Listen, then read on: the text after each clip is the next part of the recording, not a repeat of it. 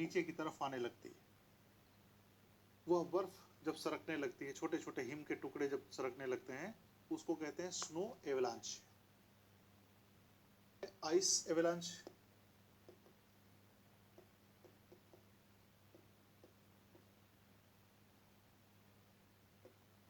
Ice का मतलब होता है कि कठोर बर्फ जो होती है, बर्फ की जो शीट होती है ना, मोटी मोटी परतें होती है, जब वे परतें ऊपर से नीचे की ओर दरकने लगती हैं, सरकने लगती हैं, उसे कहते हैं ice avalanche.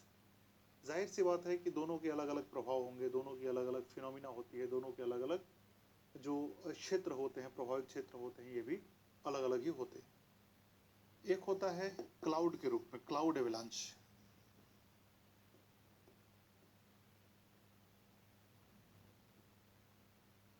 Cloud avalanche, cloud avalanche में क्या होता है कि आपने कभी देखा होगा आर्कटिक अंटार्कटिक के क्षेत्रों में, कहीं पर देखा होगा, किसी वीडियो में देखा होगा, किसी फिल्म में देखा होगा कि कोई बर्फ का टुकड़ा नीचे की तरफ गिरा और उसके पीछे से पूरा धुआं धुआं सा बर्फ धुआं बन के बादल की तरह बिखरता हुआ नीचे की तरफ गिरता है, उसे कहते हैं क्लाउड एवलांच। यह भी एक महत्वपूर्ण फैक्टर हो जाता है। एवलांच है, उसी को नाम दिया जाता है डेबरी एवलांचे भी उसको कहते हैं। डेबरी, डेबरी मतलब मलबा जैसा। एक होता है रॉक एवलांचे। रॉक एवलांचे में बड़े बड़े शिलाखंड नीचे की तरफ टूटकर गिरते हैं। तो इनकी ये सारी प्रभावशीलताएं होती हैं, सारे इनके रूप होते हैं। इसके प्रभावों की अगर चर्चा करें हम लोग, क्या क्या हो सकते हैं, तो पहला तो देखो फ्लैश फ्लड हो सकता है, अचानक से बाढ़ आ सकती है किसी इलाके में। दूसरा वही सारी बातें होती हैं, वेजिटेशन लॉस, वनस्पतियों का नुकसान।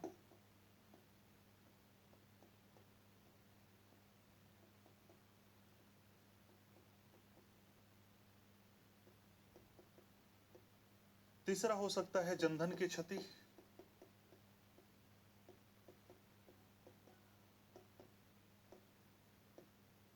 संचार,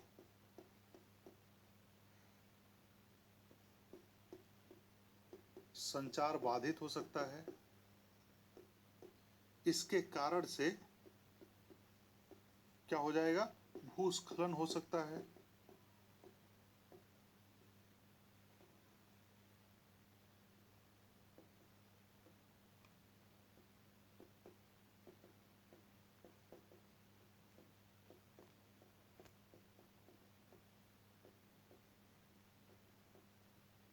बस्तियां उजड़ सकती हैं भाई, अगर बड़े बड़े शिलाखंड किसी रास्ते से होकर गुजरें बर्फ के, तो अपने क्षेत्र में पड़ने वाली कमजोर बस्तियों, कमजोर घरों को अपने साथ,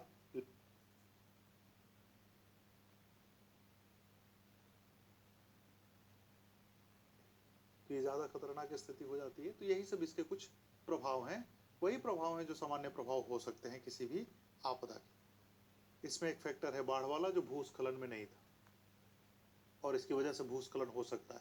फिर भूस्खलन का अपना अलग प्रभाव होता है। तो यानी कि ऐसा नहीं होगा कि हिमस्खलन हुआ तो केवल हिमस्खलन के ही प्रभाव उस समय होंगे। हिमस्खलन के साथ साथ मान लेते हैं बादल फट गया, झील टूट गई, बाढ़ आ गई, भूस्खलन हो गया, तो मल्टीपल इफेक्ट होते हैं, और मल्टीपल इफेक्ट की वजह से ये सारी समस्याएं और मल्टीप्लाई हो जाती हैं, और बड़ी हो जाती हैं, और बृहद हो जाती हैं, और खतरनाक रूप धारण कर लेती हैं। भारत में इनके प्रभावित क्षेत्रों की अगर बात करें हम लोग,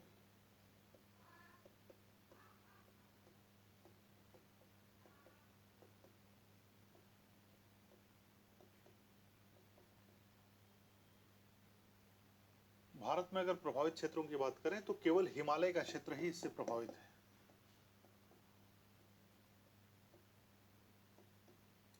क्योंकि पश्चिमी घाट में बर्फ है ही नहीं, तो हिमस्खलन होगा कैसे। तो जो हिमालय का एरिया है,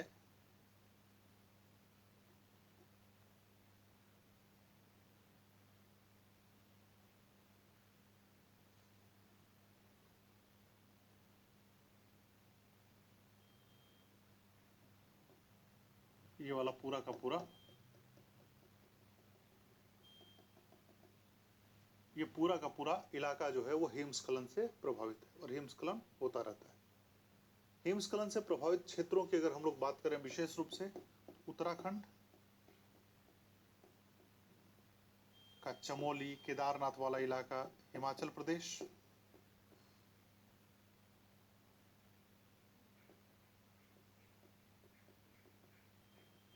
जम्मू कश्मीर जैसे गुरेज घाटी, पुलवामा, कुपवाड़ा, ये सब जो हमने नाम लिया, लद्दाख, सियाचिन का जो इलाका है, और नॉर्थ ईस्ट इंडिया,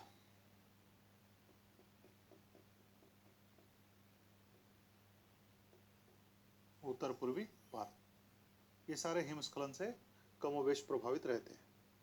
कई खबरें आपने सुनी होंगी, कई चीज़ें आपने देखी होंगी, जैसे कि लद्दाख में ही कई बार सियाचिन में बर्फ में हिमस्खलन होने की वजह से, एवलांचे होने की वजह से क्या होता है, कई सारे सैनिक हमारे उसमें दब जाते हैं, तो बहुत बड़ी विकट समस्या आ जाती है। फिर वहाँ पर मदद भी इतनी त्वरित है नहीं, ग्राउंड तो है नहीं, समतल मैदान तो है नहीं कि जनसंख्या जहाँ पर ज़्यादा निवास करती है, तो उस जगह पर मदद नहीं मिल पाने की वजह से कई लोग दम तोड़ जाते हैं। बर्फ़ के अंदर अब कोई दब गया तो संभावना ये भी होती है कि वो दफन ही हो जाएगा उसमें। हालांकि भारतीय सेना है, एक इमोशनल इससे अटैचमेंट भी रहता है, हमेशा रहना भी चाहिए। तो भारतीय सेना इतनी तत्पर तो है कम से कम अपने क्षेत्रों को लेकर, जहाँ पर आपके लिए सर्वाइव करना एक दिन मुश्किल हो जाएगा, वहाँ पर वो महीनों महीनों सर्वाइव कर जाते हैं। तो उस क्षेत्र में जब रहते हैं तो उनको प्रॉपर ट्रेनिंग दी जाती है कि क्या करना चाहिए एवलांचे के दौरान, क्या नहीं करना चाहिए एवलांचे के दौरान, एवलांचे किन किन इलाकों में हो सकता है, हिमस्खलन से कैसे बचा जा सकता है, कौन सा कब दूसरा ट्रैक आप ले सकते हैं, कब आपको सिमिलर ट्रैक लेना है, ये सारी चीज़ें सिखाई जाती हैं, बताई जाती हैं, और इस तरीके से उनका प्रबंधन करने की कोशिश की जाती है। देखिए, इसके प्रबंधन के कुछ तरीकों की भी हम लोग बात कर लेते हैं। हिमस्खलन से कैसे बचा जा सकता है या इसको कैसे मिटिगेट किया जा सकता है।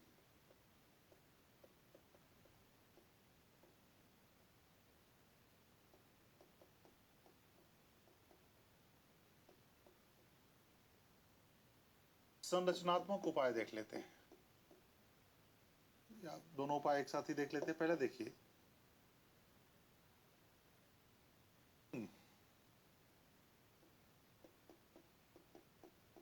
बाड़ों का निर्माण करना। बाड़ों का निर्माण कैसे किया जा सकता है, जैसे मान लीजिए इलाके में ये बर्फ, इसी बर्फ के टूटने की संभावना है कि बर्फ टूट सकती है इस इलाके से, तो यहां पर हम इसके ऊपर एक जाली रख देते हैं। जाली रख देंगे, तो जाली जब रख देंगे तो जाली के सपोर्ट के चलते ही हिमस्खलन आगे की तरफ नहीं आएगा। दूसरा क्या हो सकता है, कील और स्तंभों का प्रयोग करना।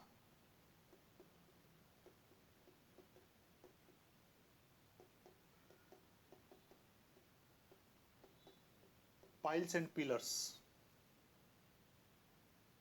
तो यहाँ पर हम लोग पिलर्स का मतलब होता है कील, जैसे होते हैं ना कील, ये दीवार में कैलेंडर टांगने वाले कील नहीं, कील जो बड़े बड़े मोटे मोटे कील जो लोहे के आते हैं, उनको हम लोग इसमें ऐसे कर देते हैं। लीजिए कि यहाँ से बर्फ जाने वाली है, तो सामने इसके बहुत सारे ऐसे कील कर दिए, डाल दिए, और कील डालने के बाद फिर इनको इस तरीके से बांध देते हैं ताकि ये आगे की तरफ ना जाए। ये उपाय हो सकता है। तीसरा उपाय हो सकता है इनके मार्ग को डाइवर्ट कर देना या मार्ग में बदलाव कर देना।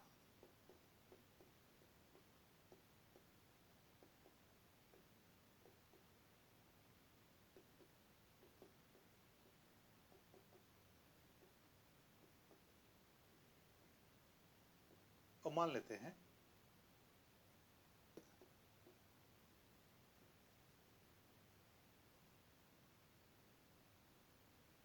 यहाँ से एवलांचे होने वाला था, और इस इलाके में बस्तियां हैं, और यहाँ पर इसका प्रभाव पड़ सकता था। ऐसी कंडीशन उत्पन्न हो गई, तो हम लोग अगर इसके रास्ते को थोड़ा सा स्लोप इधर दे दें, तो ये पूरा का पूरा एवलांचे वाला ड्रामा, एवलांचे वाली स्थिति दूसरे तरफ जा सकती है, और जब दूसरी तरफ चली गई तो ये लोग सुरक्षित रह जाएंगे। जब लोग सुरक्षित हो जाएंगे, लोगों के संसाधन सुरक्षित रहेंगे, अर्थव्यवस्था सुरक्षित रह जाए, समाज सुरक्षित रह जाए, तो फिर कोई घटना आपदा हो भी कैसे सकती है? आपदा नहीं हो सकती। इस तरीके से हम इसको मैनेज कर सकते हैं। और क्या किया जा सकता है?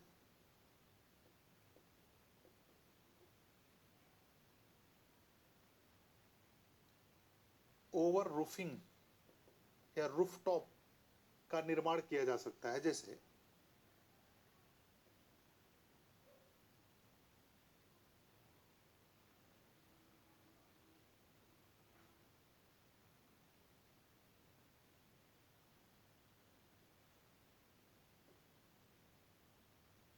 ये सड़क है, इस सड़क के ऊपर से होकर गाड़ियां जा रही हैं, यहां से एक बस आ रही है ऐसे।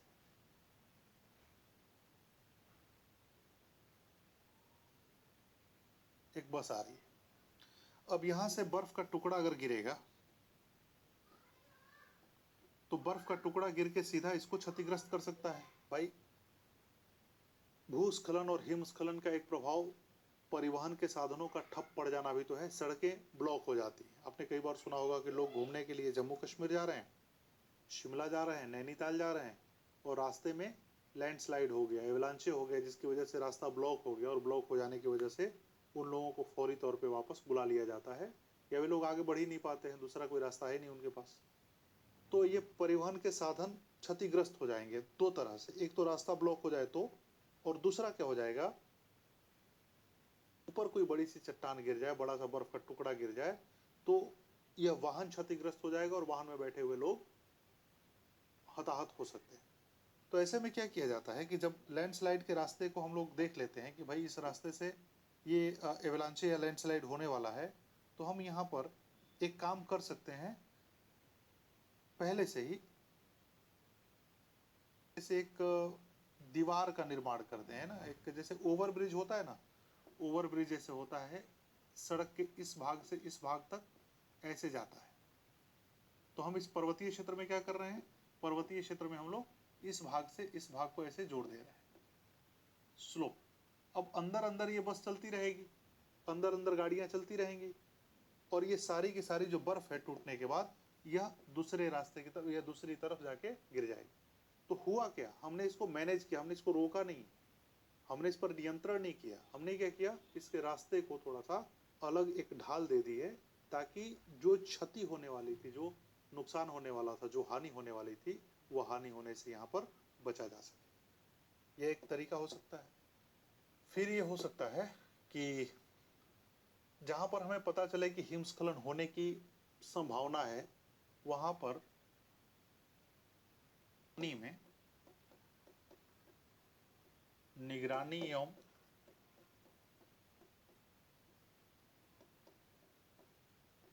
सावधानी पूर्वक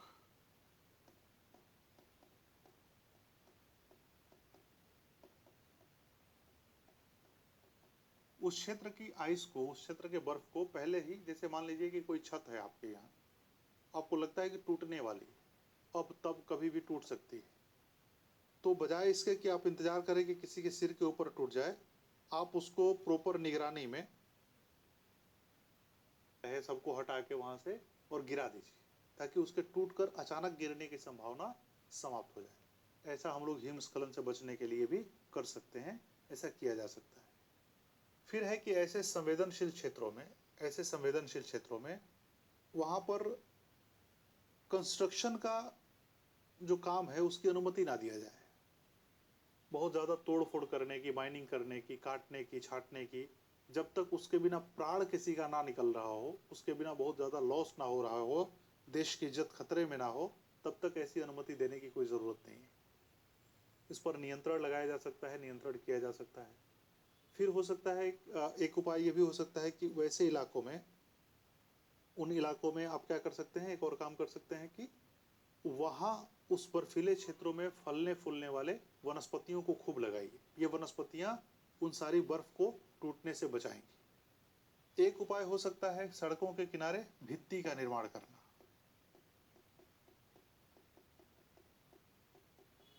भित्ति का निर्माण का मतलब क्या हुआ, जैसे ये मान लीजिए कि यह कोई हिमस्खलन होने की संभावना है ना, इसके सहारे हिमस्खलन या भूस्खलन होने की संभावना बनी रहती है हमेशा। तो यहाँ पर क्या कर सकते हैं आप कि एक मजबूत दीवार बना लीजिए।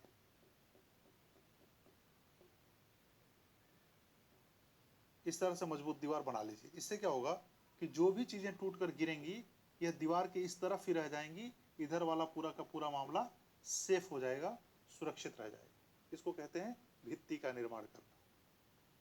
तो इतने तरह के संरचनात्मक और गैर संरचनात्मक उपाय हो सकते हैं हिमस्खलन को मैनेज करने के लिए। तो आप आसानी से ये देख पा रहे होंगे कि भूस्खलन और हिमस्खलन दोनों एक दूसरे के जैसी होने वाली घटनाएं हैं। दोनों घटनाओं का कारण कुछ कुछ मिलता है, प्रभाव कुछ कुछ मिलता है, मैनेजमेंट के कुछ कुछ तरीके भी मिलते हैं। तो इन दोनों को अलग अलग मैनेज ना करके एक समग्रता से देखे जाने की आवश्यकता है। और इसी समग्रता से देखने के बाद एनडीएमए ने कुछ गाइडलाइन जारी किया था। तो एनडीएमए के कुछ गाइडलाइंस को भी हम लोग देख लेते हैं।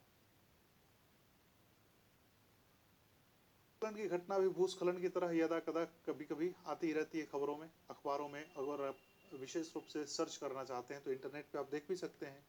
चमोली डिस्ट्रिक्ट जो उत्तराखंड का है, वहाँ पर हमने बताया कि 2021 में ही फरवरी में बाढ़ की घटना हुई थी। केदारनाथ की घटना ऐसी ही थी, गुरेज घाटी की ऐसी घटना थी, हिमाचल प्रदेश में ऐसी घटना होती रहती है, अरुणाचल प्रदेश में ऐसी घटना होती रहती है। इस तरह की घटनाएं इस पूरे हिमालयी क्षेत्र में, मतलब पश्चिम से पूर्वी हिमालय, जम्मू कश्मीर से लेकर और अरुणाचल प्रदेश तक के एरिया में इस तरह की घटनाएं होती रहती हैं। इसलिए इसको मैनेज करने की आवश्यकता पड़ती है। तो एनडीए ने कहा कि पहला तो ऐसे क्षेत्रों का मैपिंग कीजिए, मानचित्रण कीजिए, मानचित्रण करना है। दूसरा आपको क्या करना है कि इनका जोनेशन करना है, इनको अलग अलग क्षेत्रों में बांट देना है। मतलब किस इंटेंसिटी, किस मतलब कहाँ पर फ्रिक्वेंटली एवलांचे की घटनाएं देखी जाती हैं, कहाँ पर कभी कभी घटनाएं देखी जाती हैं, ऐसे ऐसे क्षेत्रों में इनको बांट दिया जाए। जहाँ पर फ्रिक्वेंटली हिमस्खलन भूस्खलन की घटनाएं देखी जाती हैं वहाँ पर मैनेज करने की आवश्यकता ज़्यादा है, वहाँ पर रिसोर्सेज लगाने की आवश्यकता ज़्यादा है, वहाँ पर ध्यान देने की आवश्यकता ज़्यादा है। और जहाँ साल 5 साल 7 साल 10 साल 20 साल में एक आध बार कभी घटनाएं घटती हैं तो वहाँ पर हम लोग थोड़ा सा मैनेजमेंट को अपेक्षाकृत लूज भी कर सकते हैं। हालांकि लूज करना ये एक प्रशासनिक दृष्टि से कमज़ोर पहलू है, लेकिन मान लीजिए कि जहाँ पर हर साल आ रही है तो वहाँ पर ज़्यादा ध्यान देने की ज़रूरत है, और जहाँ 20-25 साल में एक आध बार घटनाएं हो रही हैं वहाँ पर थोड़ा सा कम भी ध्यान दिया जा सकता है। इसलिए इसको अलग अलग जोन में बांटने की आवश्यकता है। तीसरा है पूर्वानुमान। पूर्वानुमान करें, प्रेडिक्शन कीजिए उसका। और प्रेडिक्शन करने के लिए आप टेक्नोलॉजीज का उपयोग कर सकते हैं, तकनीकों का उपयोग कर सकते हैं। तकनीकों का प्रयोग, तकनीकों के प्रयोग का मतलब जैसे GIS है, जोग्राफिकल इंफॉर्मेशन सिस्टम है, जैसे आपका ड्रोन है ना, सैटेलाइट्स हैं। तो इस तरह की चीज़ों का आप ज़्यादा से ज़्यादा प्रयोग करें ताकि हमारे पास समय रहते प्रॉपर इंफॉर्मेशन मिल जाए कि किस स्थान पर, किस क्षेत्र में इस तरह की संभावना बन रही है जहाँ पर भूस्खलन या हिमस्खलन जैसी स्थिति उत्पन्न हो सकती है। फिर उसके बाद क्या करना है कि जिन राज्यों में, मैं बता ही दे रहा हूँ आपको ना कितना पॉइंट यहाँ पर लिखा जाए, जिन राज्यों में, जिन सरकारों के द्वारा इस तरह के पायलट प्रोजेक्ट चलाए जा रहे हैं भूस्खलन और हिमस्खलन से बचाव के लिए, उनका केस स्टडी किया जाए और जिस जिस तरीके से चलाए जा रहे हैं, जो जो सफलता और असफलता के बिंदु हैं उनको दूसरे क्षेत्रों को भी बताया जाए, ताकि एक समग्रता से, एक टोटालिटी से, जैसे मान लीजिए कि सिक्किम की सरकार ने कुछ ऐसा काम किया जिससे हिमस्खलन को रोकने में मदद मिली, जिससे उसका मैनेजमेंट बेहतर हो गया। तो वह फॉर्मूला हम उत्तराखंड की सरकार को दे सकते हैं। अगर वहाँ पर अप्लीकेबल हो तो दोबारा उस घटना का इंतज़ार ना करना पड़े, घटना की प्रतीक्षा ना करनी पड़े, और उन उपायों को अपनाकर उत्तराखंड के लोगों को बचाया जा सके। यह एक तरीका हो सकता है, यह एक विधि हो सकती है, ऐसा हम लोग कर सकते हैं। जो गाइडलाइन में कहा गया कि भाई वनीकरण आप करिए प्रॉपर तरीके से, वहाँ पर फॉरेस्टेशन का काम होना चाहिए ताकि इस तरह की चीज़ें रोकी जा सके। कुल मिलाकर ढाल को स्थिर बनाने की कोशिश होनी चाहिए और प्रॉपर निगरानी में करना चाहिए। तो ये सारी चीज़ें हैं जो एनडीएमए ने कहा है। अब देखिए, आपदा प्रबंधन पर जब आप आंसर लिखेंगे तो आंसर में वही सारी चीज़ें आपको ध्यान देनी है। डिजास्टर मैनेजमेंट साइकिल या आपदा प्रबंधन चक्र।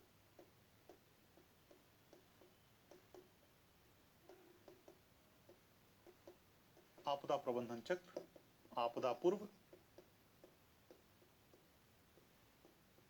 आपदा के दौरान,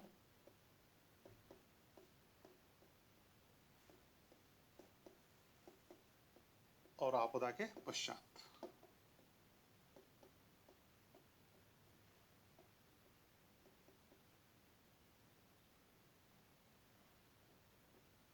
देखिए, आपदा के दौरान वाली घटना, मतलब आपदा के दौरान वाला जो कंसेप्ट है, ये बहुत पहले से चला आ रहा है भारत में। तो ज्यादा महत्वपूर्ण है आपदा से पहले वाला और आपदा के बाद वाला। ये दोनों चरण बहुत महत्वपूर्ण हो जाते हैं। तो यहाँ पर आपदा की जगह पे आप ये रखिए हिमस्खलन या भूस्खलन। तो हिमस्खलन या भूस्खलन प्रबंधन चक्र, इस चक्र में रह के ही इसका प्रबंधन किया जाना चाहिए और करना चाहिए। आपदा पूर्व में आपको हमने बताया था कि एक होता है प्रिवेंशन, रोकथाम। इसको हिंदी में लिखें अगर, ये सारे टेक्निकल टर्म्स हैं इसलिए आ जाते हैं इंग्लिश में ही। रोकथाम, तो अगर आप उस घटना को रोक ही देंगे तो फिर तो कोई आगे की बात ही नहीं। लेकिन पूरी तरह से रुक तो पाता नहीं। रोकथाम के बाद फिर वही मिटिगेशन,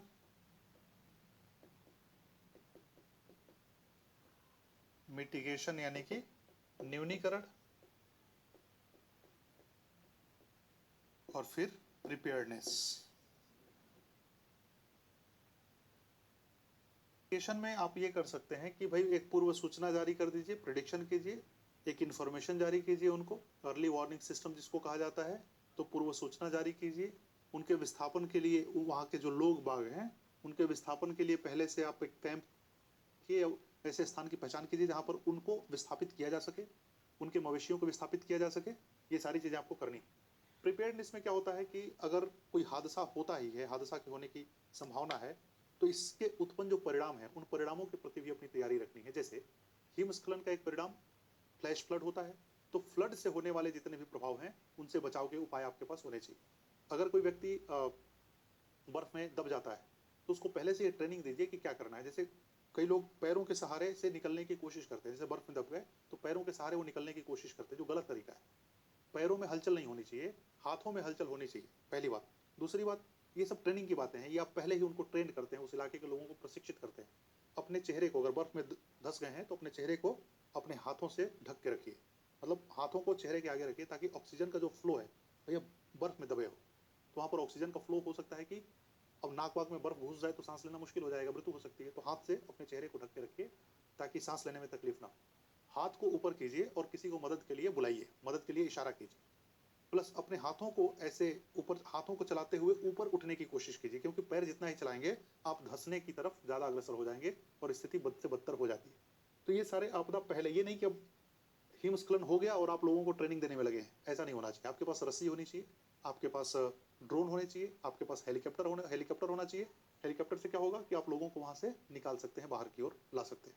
आपदा के दौरान वही रेस्क्यू और प्रिवेंशन वाला मामला है। जितना बचा सकते हैं उनको प्रोटेक्ट कीजिए, प्रोटेक्शन। और आपदा के बाद की जो कहानी है कि वहां पर रिकंस्ट्रक्शन होना चाहिए, रीइंटीग्रेशन होना चाहिए। जान माल की जो क्षति हुई है उसको आप ढूंढने की कोशिश कीजिए, जिन लोगों का जो नुकसान हुआ है उसकी भरपाई करने की कोशिश कीजिए। सरकार से कोई मुआवजा मिलता है तो उसको वहां तक पहुंचाने की कोशिश कीजिए, उसमें कोई बेईमानी नहीं होनी चाहिए, प्रॉपर एक रिकॉर्ड है। लोगों के असंतोष को दूर करने का यथासंभव आपको प्रयास करना चाहिए। तो ये सारे उपाय हो जाते हैं हिमस्खलन के प्रबंधन के, भूस्खलन के प्रबंधन के। इससे ज़्यादा और आप क्या ही कर सकते हैं, और इससे ज़्यादा आपको उत्तर में लिखना भी कुछ नहीं है। उत्तर लिखते समय आप ग्राफिक्स का प्रयोग करें, मैपिंग का प्रयोग करें, ऑथेंटिकेटेड डेटा का प्रयोग करें, चार्ट का प्रयोग करें, डायग्राम का प्रयोग करें। ये टेक्निकल चीज़ें हैं जो आपदा प्रबंधन के उत्तर में आपसे अपेक्षा की जाती है। तो भूस्खलन और हिमस्खलन में आज हम लोग इतना ही रहने देते हैं। फिर किसी आपदा के साथ आपसे मुलाकात होगी, फिर हम लोग बातचीत करेंगे। बहुत बहुत धन्यवाद।